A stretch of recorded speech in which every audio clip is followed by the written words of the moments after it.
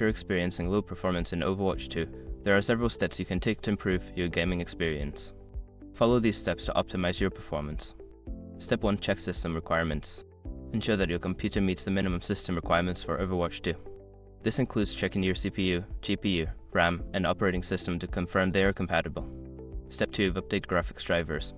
Visit the website of your graphics card manufacturer NVIDIA, AMD, or Intel and download the latest drivers for your graphics card.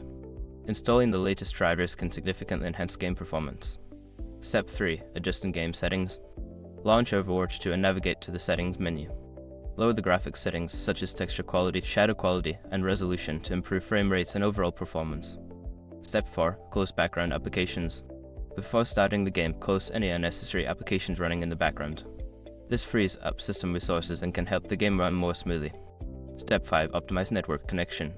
Ensure you have a stable internet connection. Use a wired connection if possible and check for any network issues. You can also try changing your server region in the game settings for better performance. By following these steps, you should see an improvement in your Overwatch 2 performance. Enjoy your gaming experience.